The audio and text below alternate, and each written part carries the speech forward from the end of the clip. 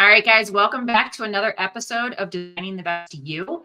And today we have a very special guest here, Joe Sebok. He is a pioneer who thrives wherever he goes, guys. I mean, he's been a top-ranked professional poker player. He has found the most, the world's most popular, you said, poker show. And now, guys, here's the thing: he is a national, absolutely amazing. We'll just call it amazing. We don't even want to say it. Just a recruiter. He's worked in high performing corporate marketing. I mean, unbelievable. This is, guys, I'm so excited to bring this man on. His forte is marketing, design, creative in the tech realm, and he's delivered exceptional talent or entire in-house teams from scratch in many other arenas, including gaming, law, medical operations. Guys, he lives in sunny San Diego. I mean, you guys all know where I'm at now, but like sunny San Diego, my husband and I love San Diego, Joe. I mean, welcome on. Like, we love it. We used to drive there. Oh my gosh. It was amazing. Thank you so much for having me. How could I ever live up to that lead in? It's absolutely impossible. I think it's exaggerated, but I appreciate you saying. Well, now you got to prove it. I'll do the best that I can. I'll do the best that I can. Although I can't say this, San Diego is the best, but I'm no longer there. I moved back to the Bay Area just recently. So I just kind of bounced back and forth between Northern California and Southern California. Either way, you have water and mountains. They're both amazing. They're both gorgeous. Yes. But thank you so much for having me on. I've been following you for a while and, really enjoy your message and kind of the feeling of what you're trying to get out there. I think it's really beneficial for a lot of people. Well, thank you. Yeah. Now, how in the world did you go from all the things you've done? I mean, poker, right?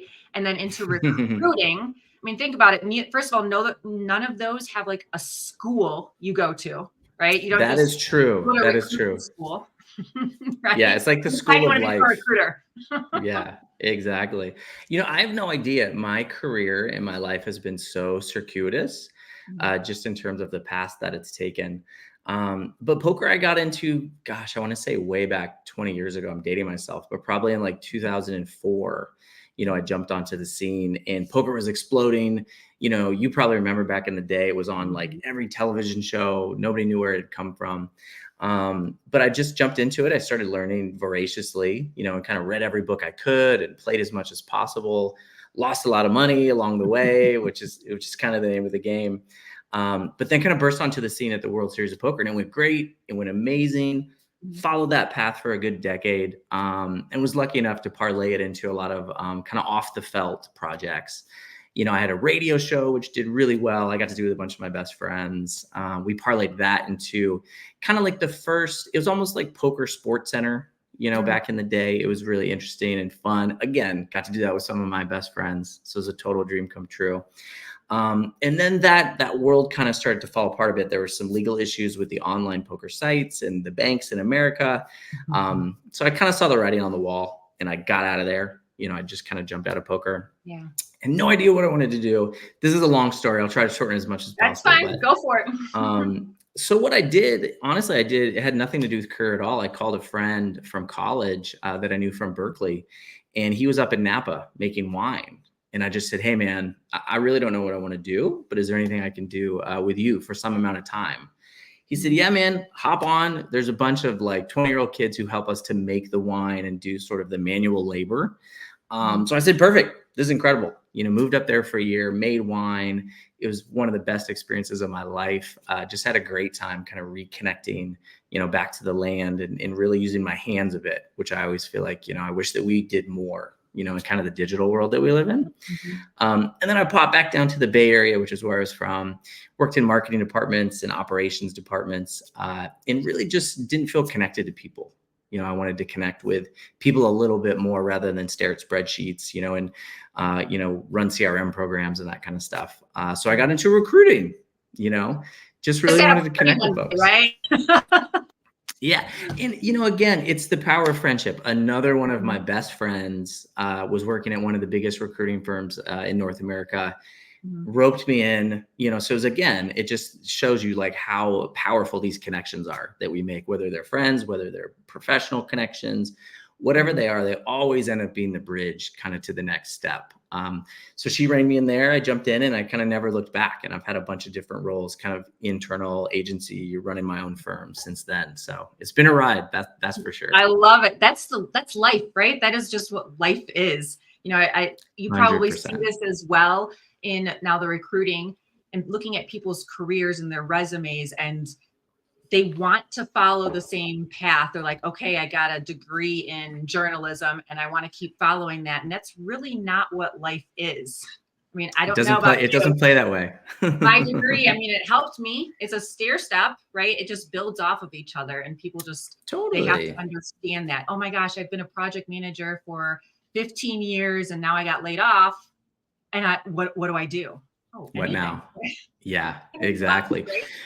Well, it's interesting that, what you bring up, because I couldn't agree more. I mean, life is going to take all of these twists and turns and go in all these directions you never could have imagined. And I feel like our job is to figure out how to take our story and fit it into kind of this box, this societal box, right? Which tells you all these things that aren't true, which is you have to be on this path. You have to take this next step. If you don't have this piece of the puzzle, you can't move on to the next stage. And I feel, as humans, that's the whole game, is learning that a lot of that is not true at all. A lot of it is just following your path and believing in yourself and kind of working on yourself internally, to unlearn a lot of that garbage. So I couldn't agree more. Oh, the total unlearning stuff is unreal. All the things that I know I learned in corporate, from engineering all the way up to all the things that I've done, you have to pretty much at each job, you have to unlearn the stuff and then unlearn the market and just all the things. It's amazing you have to do. But if you don't put the time and effort in, if you don't have guides, if you don't have recruiters who are as good as you are, or you don't have coaches, things like that, you're not going to get to where you're supposed to be. Not necessarily maybe where you think you want to be, but you have to understand. I tell this to my kids all the time. Let's work on who you're supposed to be, the puzzle piece that you're supposed to be in that big puzzle. Like, you could try and fit yourself in it, right? Everyone's done a puzzle, and you got those pieces that the color is so close, right? Absolutely. And the shape, it's going to fit. I just can't find the other piece. And that's what we try to do, is we try to, with like job descriptions, with roles at companies. Oh, this is a project manager. I don't know. I'm stuck on project manager, but project manager here. I love it. Just stay on the PM path. Right. Yeah, exactly. Two project manager roles at two different companies, even in the same industry, are going to be totally different. Of course. Absolutely. That, right. 100%. 100%. And so, tell us a little bit about what you're seeing in the people that are coming to you guys at your agency, and what the market in 2024, because everyone's like, the job market sucks. Oh my gosh. And like we were talking before the call, well, what happened 4 years ago? And then 4 years before that, oh guys, it's an election year. Yeah, it's cyclical. We've seen it before. We always do. What I'm seeing is a lot of desperate people, for sure. People kind of coming in the door, getting on calls and just venting. I'm not getting response to this. This is terrible. This is that. And the one thread that kind of flows through all of that is that it's very external. It's very much focused on, I can't do what I want. I'm not where I want to be. These things are blocking me, right? And so there's a lot of these barriers that are put up. So a lot of what I do is, I wouldn't call it career coaching, but is really kind of teaching people that they have a lot more agency than they think. They have a lot more control. And, what's going on kind of internally is always going to dictate attitude, is always going to dictate the path that they take. And job markets go up and down. I mean, they're sometimes they're good, sometimes they're bad.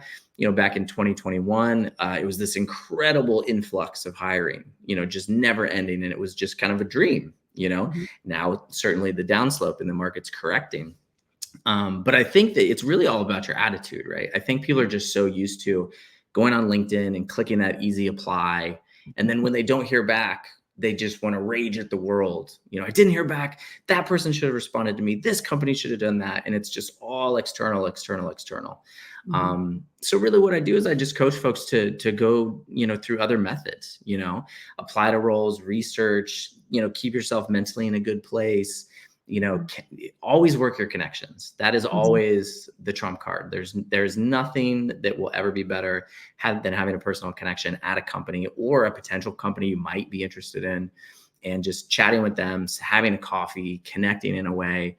And it doesn't always have to be so focused on the role, right? I mean, people go right in. It's almost like a salesperson, right? You always hear that, like, take this pen and sell it to me. That's kind of like the classic, right? And so the bad salespeople instantly go in and this is the best pen in the world. Da, da, da, da, da. Yep.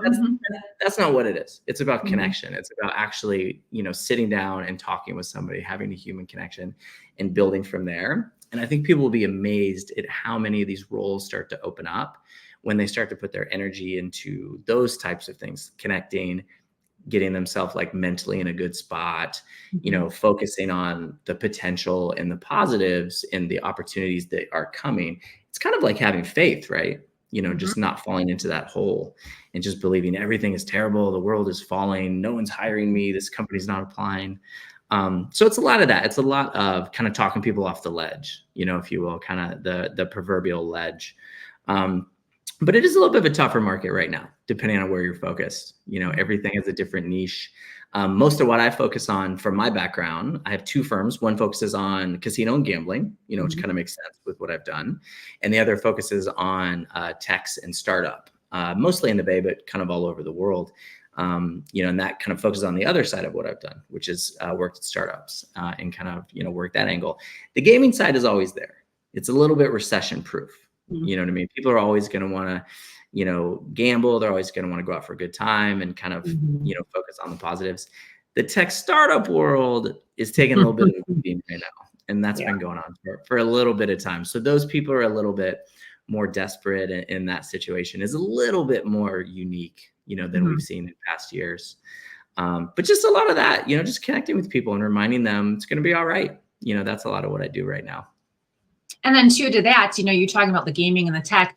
You don't have all of your eggs in one basket because it's all cyclical. It's Very all true. Based off of economy. You're going to have, except for gaming, alcohol, right? Any of the fun things that people think that they need to, right? Those are not going to go away, but you have to have some of those other things. That goes back to our previous conversation about, your journey. You've had multiple different things. I've had multiple different things. I find some of the most intelligent people, they don't start off this way, but you start off kind of feeling where things are at, and you go where a problem needs to be solved, right? You would have never guessed you would have been in recruiting 20 years ago, right?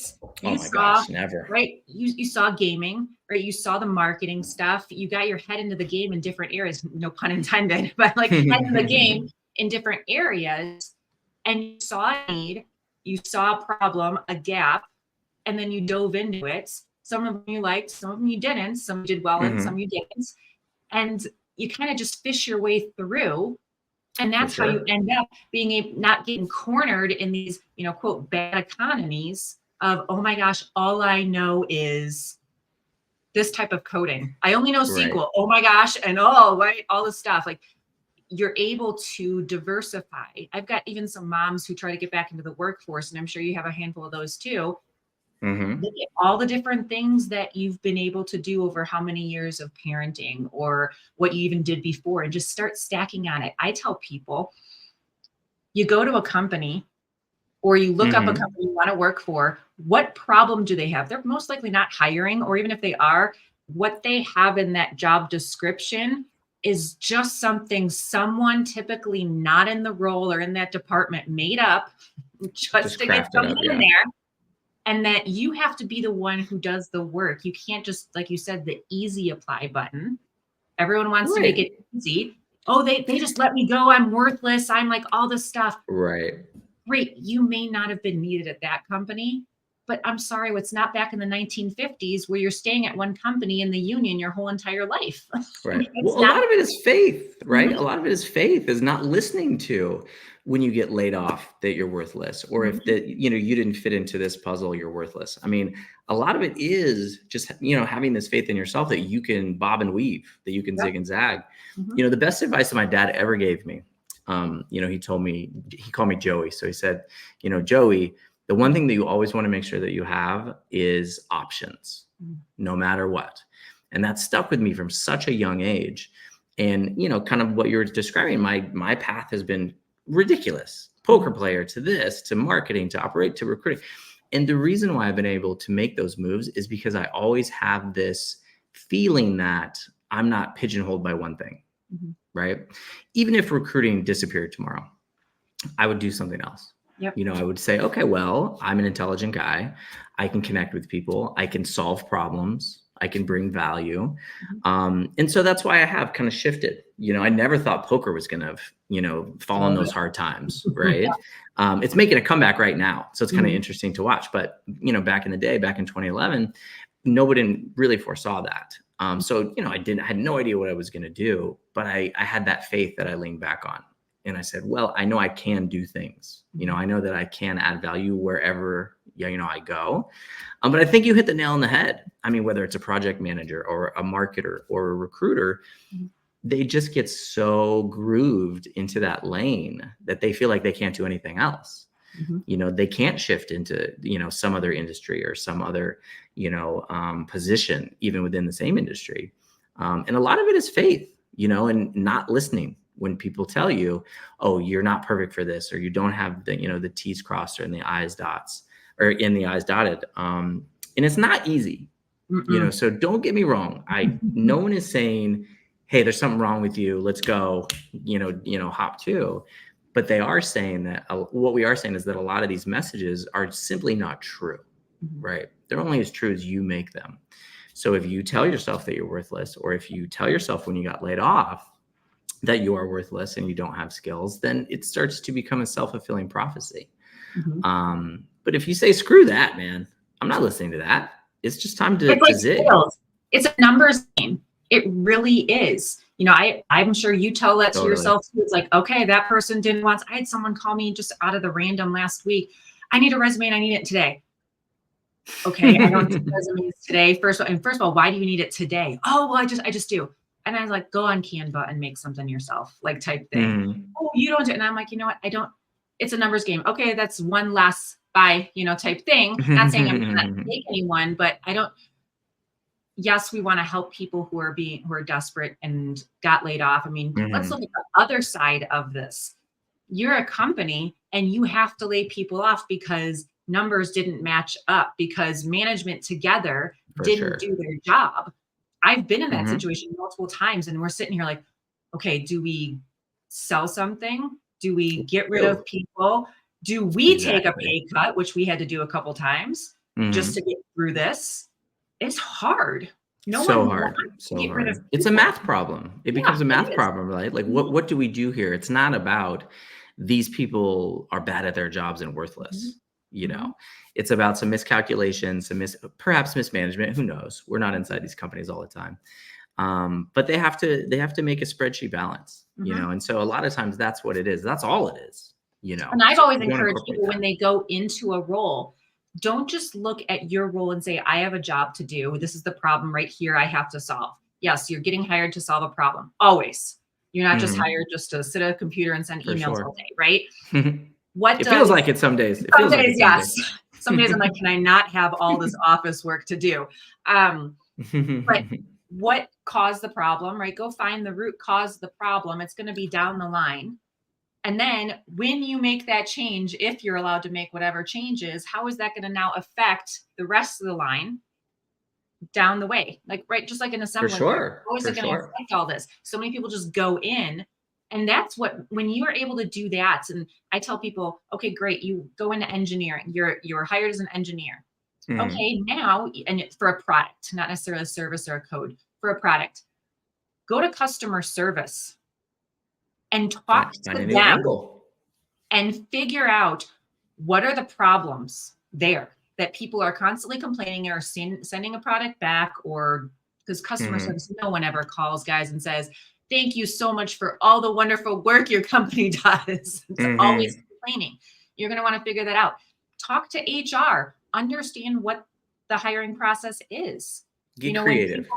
Be creative and start working at all those different departments, and then go into your job, and you're going to be able to do it so much better. And then here's the kicker. When layoffs come, you most likely will not be laid off, because you're not necessarily a jack of all trades, but you understand the processes from all the different departments or organizations. You may have created your own niche for sure. For sure. It's interesting. I mean, here's a question for you, because you're so much more involved on the career coaching side, but all the things that you described make perfect sense to me. Right. You have to get creative. You have to think outside the box. You have to really attack these problems in new ways. A lot of the people that I speak with, they have a really difficult time kind of deviating from the groove. Right. They're like, well, I've applied to all these jobs. It's not working. I guess I have failed. I'm in trouble. So what I always notice is that I feel like so much, and this applies to job hunting. This applies to life. This applies to parenting. I mean, literally everything. That they really need to do a lot of this sort of internal work to get to a place, so that they don't see kind of stop signs as dead ends, right? They just see diversions. Are you seeing this a lot too, where you kind of end up coaching people on that side? Yeah. And that's why I changed my whole coaching process just, a couple of years after 2020, because I was seeing so much, right? We all saw mental issues. We saw the physical issues. No one really touched the emotional aspect of it. It was kind of pushed into the mental part of it. But if we have the right mental aspect of it, right? That's, hey, like you said, like, so what, whatever type thing. Right. Even spiritual. Yeah. Even spiritual. Not in a religious sense, but just a faith, Exactly. Believe that the guy's going to stop at the stop sign, right? Type thing. And the emotional aspect, I've made the connection too, where a lot of those things that you said, like, okay, we're talking about worthlessness and this is the only way I do it and type thing. There's a reason for the way we feel that way and act that way, because of things that have happened in our childhood, how our parents raised us. I was raised in a home of, this room over here is perfect here. Mom's going to go do all the stuff. Kids, you just go outside and play and come in when I call you type thing. So we had to figure things out. We weren't taught a lot of things. Yes, we were. I still love my parents, even though we're in no contact, but it's a different time. It created a perfectionism in both me and my sister in different manners, that we could only start something if it was perfect. We'd finish things that like resonates. that. Yeah, that totally resonates. Yeah. Start things and you're like, I don't want to. Just like with these job seekers. Well, I know this is the way everyone has done it. I know that this is supposed to work. Why should I deviate? I'll just keep doing it. Right. Get messy. Get in there. Get messy. Get messy.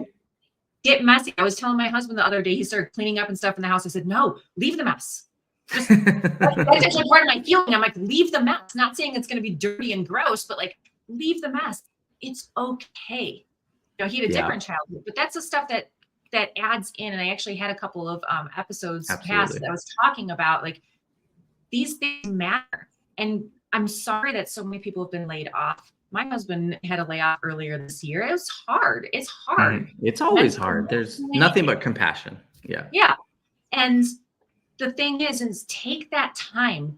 I always tell people, they're like, I need a resume and blah, blah, blah. How long can you get it done? And, okay, what do we do next? Okay. How do we negotiate? And I say, just chill. Or when they do get a job, I say, don't take it right away.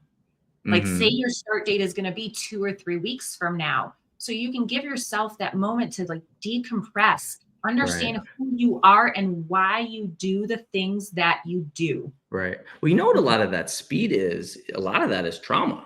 I mean, it's kind of like what you're saying, childhood trauma. It speeds us up and it makes us feel like we desperately need to do something quickly. Otherwise, some, apocalypse is going to happen, rather than taking a breath. And again, this goes back to the faith thing for me. Taking a breath, collecting yourself, whatever terrible story you're telling yourself in the future is not happening right now. Exactly. You're safe, you're good. Let's just figure out how to move forward, take a breath, gather Mhm. yourself, kind of similar to what you're talking about. But a lot of And that what is that childhood comes trauma. Yeah, and what that comes from is a Totally. chaotic home of the parents Very being, true. I mean, you and I both grew up in the same era. Our parents, they had parents who were from the war and like all that type of stuff too. And it was get this done, get this done, get this done, yell, scream. Okay, today's okay, tomorrow's not okay. But yeah, you did the same thing Totally yesterday. different animal. Yeah. And it's so chaotic, such a chaotic environment that kids need stability and consistency. And guess what, guys? Companies Hmm. need stability and consistency. And when chaos comes in, then if you have stable people, you have emotionally regulated people, Hmm. guess when physically healthy people, that's as a result. People think that's first, that's as a result. It all goes Then hand in hand. Yeah. the company will be fine because you have people who, like I looked at COVID and you say, okay, we had this situation that happened. We put fear into people. Oh And my people gosh, can't so handle much. fear. They can't handle fear because of all the generations of trauma and all that stuff. Okay, they can't Totally. handle fear. It's like, oh my gosh, toilet paper is gonna be out. I'm like, use a freaking rag, guys. If you absolutely Right. have to, come on. Like you can Well, wash your clothes still. it's like we can't manage fear, right? It's Mhm. like I feel like we have been taught that fear, emotional trauma, stress, like these are things that we have to immediately get away from, right? That's what our society always tells us. And even as a dude, as a male in America, right? We are taught do not have feelings. Get away from that stuff as quick as possible. Yep, be If as still you as possible. 100%. If you're Mhm, if you're feeling bad, go out and grab a drink with your buddy. Like don't sit with any of that stuff. And so I mhm, do feel like we've kind of lost our ability to manage fear and mhm. understand that fear is okay. It is. Fear does not mean that there is a tiger outside of your door, right? Mhm, That literally you are about to die. So we fall into those pits and instantly it's like our anxiety level is at a 10, stress level is at a 10, everything is just at a 10 and it sits at a 10. And it's mhm. very difficult to navigate the world that way. Very difficult to Well, think and to logically, me, figure out the next step. yeah, to me, when I'm hiring a person at a company, do I want someone who's like that? Of course not. Of No. course not. And Yeah. everyone's gonna try to, like you said, like, hide it. And yes, I'm a multitasker. I solve problems really well. Oh, yeah, I can handle issues. And then you get in, and when it happens, you're like, okay. It's very true. I'm really happy that you brought that up. I mean, there's this sort of epidemic right now on LinkedIn of people like kind of trauma posting, is what I call it. And it's such a strange line Mhm, because on the one hand, these are humans going through very difficult things, and you want to support them. There's no question, right, that you want to support them on a personal level. mhm, And I'll support a lot of my candidates and clients, myself on a phone call or an email that's personal. But these very public kind of unravelings in a sense are not going to help them get hired. no, No company is going to read this and say, okay, well, this person is really panicking. They're not thinking about what they're posting before they're posting. They're mhm, making all of these things very public. No company is going to say, those are qualities that I want. Now, it doesn't mean that you don't deserve to be able to do that. You absolutely do as a mhm, human. There's no question. But you do have to figure out, what foot am I putting forward, right? Like, what am I showing a potential employer, right? mhm, And you do have to show potential employers that you can navigate these things, whether it's fair or not. Fair is kind of irrelevant. Throw fair, out the window. Any employer is going to want to see this person has it together. They can manage this. This situation is tough, but they're not going to kind of fall apart, in spots where we want them to step up as well. mhm. And it's a tough thing to say. It's almost like tough love, right? Because Yep. people are going through some difficult things. So you never want to shame anyone. You never, definitely not a shaming situation, but just more of a professional advice. Think of on LinkedIn, especially, think of the foot that you're putting forward. You know what I mean? And like Because I even the tell my people who boys, see it are a going to lot of hire you. yeah, and a lot of the things that's around the mental and emotional goes back to literally, guys, think of what we teach kindergartners. Hmm. I mean, It's a great think example. Yeah. like we have in our kitchen a sign that says "Think before you speak" with the acronyms. Think, right? T, is it true? Right? Great. H, is it helpful to the other person? I'm trying to think. I, is it inspiring? right? N is it necessary, and I K is love it it. kind, right? I And can't like, believe that you know all these. I could not have pulled those out of my my pocket. Amazing. And it's all but true. It's all true. it's true because, and I tell my son this all the time, and he's a child, the oldest one, which typically oldest ones are. They love to everything in their heads, it comes out. Now he had apraxia when he was younger, and I was like, please let my baby talk, like teach him to talk. Now he won't stop, okay? Which is fine. But I mean, and it's a good thing for my husband and I as parents. We're like, okay, we have to teach him to think, then decide if we need to speak it. And then, like I asked him, it was just yesterday. He was like, blah blah blah blah blah, and a lot of it's out of anxiousness. They're not having a schedule or routine because we like to throw those days in every once in a while. Like, hey, guess what Sure. today? Whatever. Because things like that happen in real life. Everything's not going to be scheduled and regulated. And I said to him, I said, okay, think about what you're, because he was stumbling over his words. I said, think about what you want to say, why you want to say it, and be specific about what you want to communicate. He's 9, and this is teaching him because it's so important. When you're in a meeting, you have 2 types of people in the meetings. We all know this, right? People who don't say anything. Sure. And then they hold it in and they gossip all over the place, right? And then you've got the other people who are just the sales guys who love to come into the meetings and just, whatever their problems. Right. We have to think, okay, this is what I want to tell. And I even tell my son too, I said, okay, is it something because you're excited? Is it something that you want to share because you're passionate about it? Is it something that I need to know because it's like an emergency or someone's hurt? That's so good. Consider the emotional. What is the purpose of this instead of just acting? Yeah, exactly. Connected. And how it's going to be perceived. Excited. Yeah, if you're so excited, great. It's great that you're excited.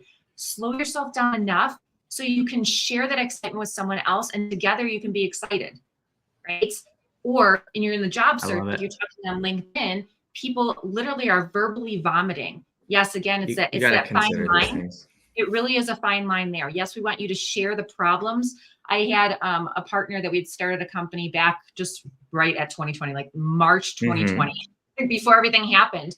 And we were talking about recruiting, and we were talking about like how there's just so much ghosting out there, right?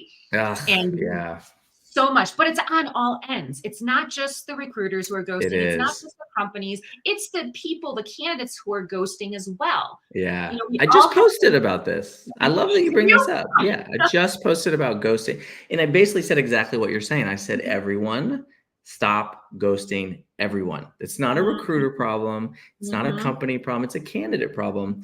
But we all learn from each other. We're all in an ecosystem. And when one group does it, then another group does it. And really, what we should be trying to do is just do the right thing regardless, because that's the example that you're putting out there, And as a recruiter, I've said many times, I mean, I will never consciously ghost anyone.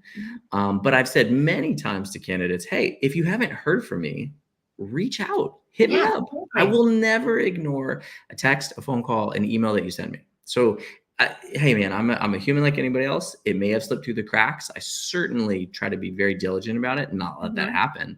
But none of us need to exacerbate it, right? Like if you didn't hear from me, you reach out. If I didn't hear from you, I'll reach out. I'm not just going to sit and scream into the ether about how this person won't talk to me when I'm not talking to them, right?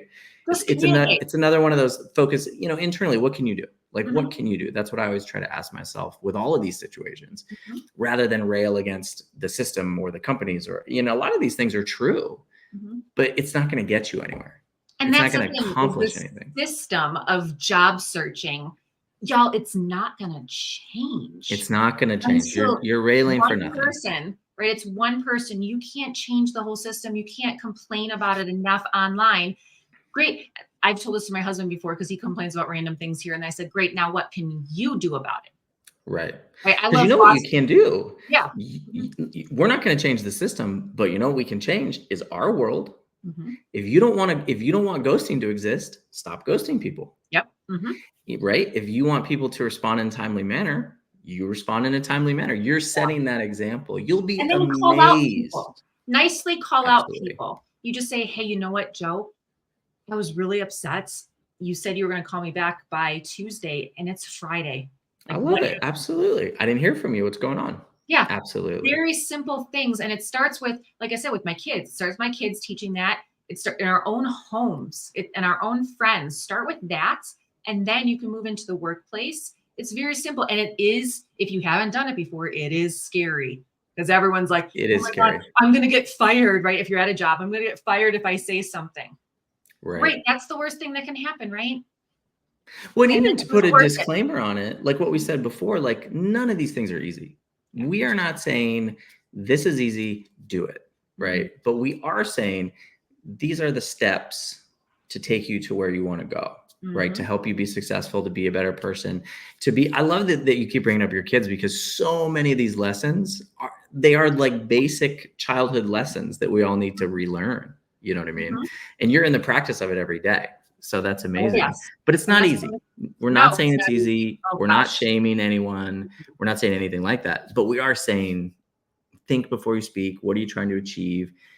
Be the light in the world. All the cliches, right? Every Yep, cliche that exists kind of exists exactly. for a reason in a lot of And that's ways. exactly what we have to do is just, I'm really big into foster care. And so it's like, great, there's almost 500,000 kids in the United States that need a home in the foster care Hmm. system and they're neglected and abandoned. Well, what about in your metropolitan area? What about in your town? Oh, What can you do great. locally? Okay. Yeah, Now what can you do? Maybe you're not going to be a foster care home, but maybe you can help provide resources. Maybe you can go to those group homes and you can talk to them. absolutely. And all those little things do make differences. It's the same thing. If you see a company that has a problem, figure out what that problem is and how you, with your skills, your gifts, your talents, your knowledge, your wisdom, all that stuff, be a light right How can there you in affect your it? light. Yeah, yeah, Mhm. yeah. It's like that bumper Exactly. sticker, right? Think globally, right? That's kind of what we're Mhm. talking about, the systems, and Mhm. it's all true. No one's denying it, but you act locally. Mhm. You do the thing that you can do, and that helps change your world and kind of the greater world as a whole. But I love that. I love that example. I think that that's great. And it's true because what happens when things go, as the word of the decade, right? Viral, right? When they go viral, it's because Oh someone God, in more started ways than one. After 2020, is that the word of the decade? right? It starts with one person having a passion to change something because it was an injustice, right? The whole job searching process wasn't Absolutely. created by one person, right? It wasn't created from one person. Of It was course. just, Of hey, course. here you go. I mean, gone are the days where a lot of us can just walk in and say, hey, you know what? I need a job. Like Right. you're hired, right? I mean, I still tell people to do it and they're like, that's silly. I'm like, no, it's not actually. It's not as silly as people. It's all about, like we're saying, crowbarring yourself in there, figuring out a way, Exactly. Not being a getting on the pushy sales radar. guy. Yeah, Yeah. getting on Not, the not radar. being a pushy person, but I like, can't tell you how many times somebody has reached out to me out of nowhere. And if they mhm, have something to say, right, it's kind of to your point, you have to craft something meaningful to say. Can you mhm, solve a problem? Is there something not just give me a job? That is mhm, not a valuable thing to a company. yeah, But if you can solve a problem, if you have, a way that you can contribute, I get so many emails. And if it's I bet. something to that exactly that's directed and pointed, even if it's about working with me and my firm, on my own business as opposed to finding Mhm, other people's jobs. Sometimes I'll get amazing emails. Hey, I see a partnership here. Maybe we mhm, can collaborate. Let's connect in this way. Let's do it. And I never heard of this person, totally out of the blue. mhm, But that stuff works. That stuff yeah, absolutely can work. You don't get what gets disregarded are the random, I need a job. Can yeah, you do this for me? mhm, That is what people don't, those kind of cold reach outs are not effective and nobody mhm, cares. But if yeah, you have a message and you have something to offer, you'd be surprised how often a cold reach out, somebody will say, wow, okay, this actually is worth listening to. Let's hop on a call. Let's see mhm. where this goes. It happens more often than Do the people think. research, right? Like Yeah. you and I both did our research on each other, and said, hey, okay, this would be Hmm. a good talk to have. And we follow each other and we all this type of stuff because we did the research. It wasn't just some cold Absolutely. like, hey Absolutely. Joe, can you just come on my podcast because you have the name like recruiter in your headline, like type thing. No, and speaking of recruiters too, being one right now, like Hmm.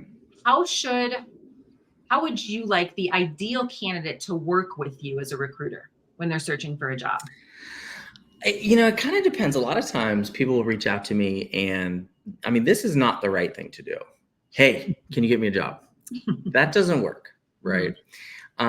So really, I want somebody to just kind of reach out to me, describe kind of what they're on the hunt for, have a call with me so we can sit down and figure out, can I even help you, right? Because, when it comes to recruiting, so often we're working in certain niches or with certain clients, so it's not that every recruiter can just find people jobs. It's a little bit of a misnomer, is that we just kind of have our hands in so many different pies that we can just find anyone a job.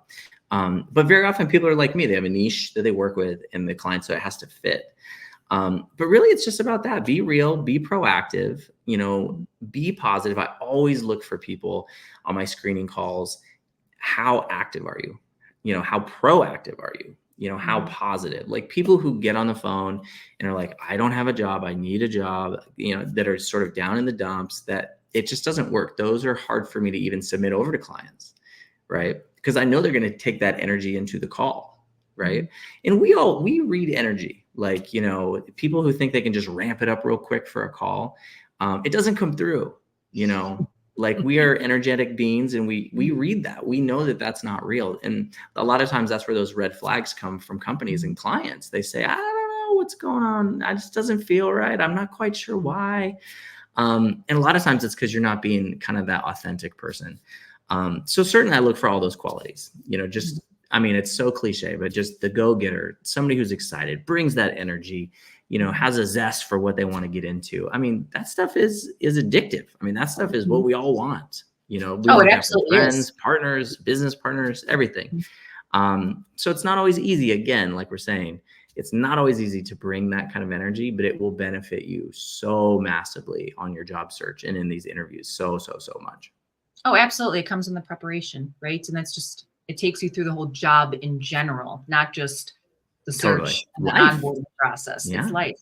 Yeah. I mean, if you have to take the time to regain your confidence and to work through, like I said earlier, like the mental and the emotional aspects of it, the physical health, maybe you just got a diagnosis, probably not the best time to be looking Take for a that job. time though. Yeah. Take that time for yourself. That is, I think, it's so much of the work that you do, Vanessa, but I think people just don't realize that all of that foundation is what is going to, build up for the rest of their success.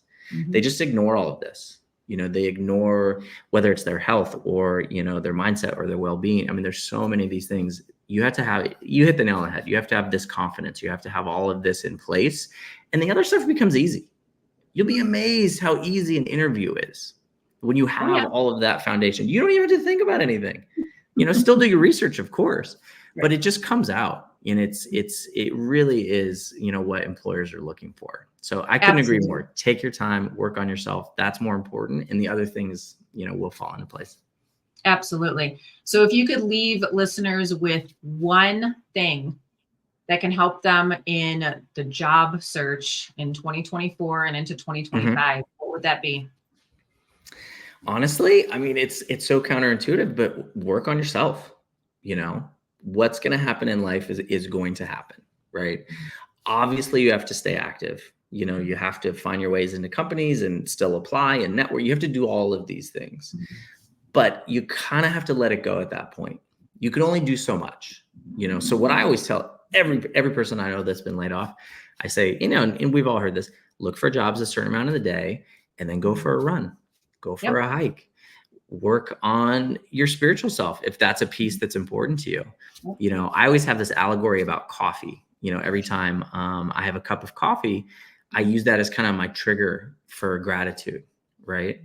And we all have a million reasons to not feel gratitude. And we all have problems and we have obstacles, and all these things are not going anywhere, So really what we can focus on is ourself. How do we feel? So I use that cup of coffee for me to be like, what, look around. You're always going to have problems, but let's look at the things that are benefiting you. And that to me is my spiritual practice.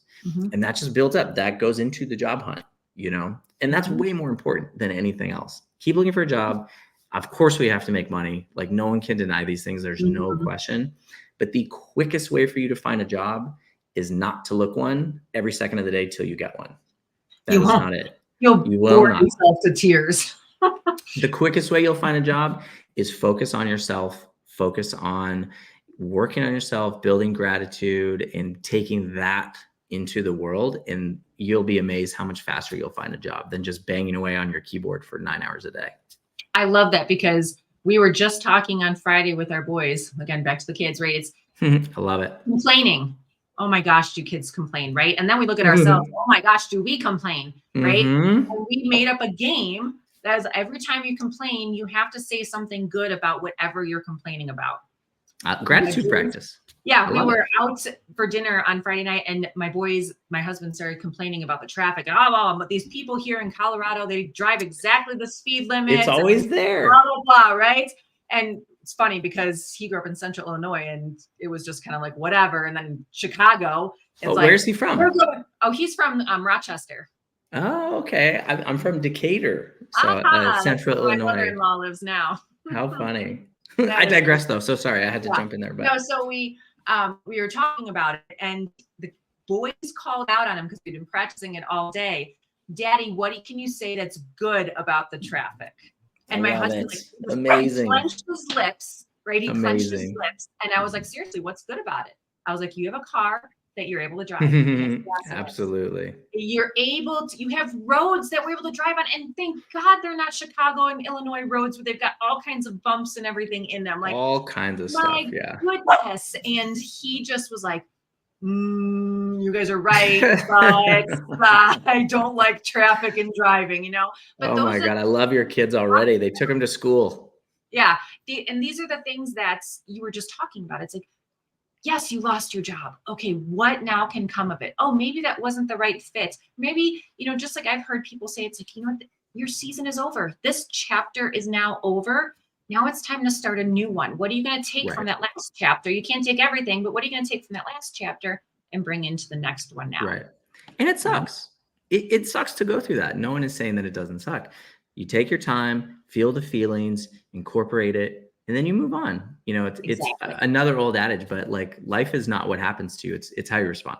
And I know that it's trite, and I know that, people in bad situations don't want to hear it. God knows I've been in those spots where I'm like, shut the hell up, man. I don't want to hear that.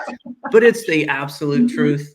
The quicker you feel those feelings, and it does suck to get laid off, the quicker you shift, the better it always ends up. So I couldn't agree more. Absolutely. Well, thank you so much, Joe, for being on. Of course. This was fun. Guys, this was great.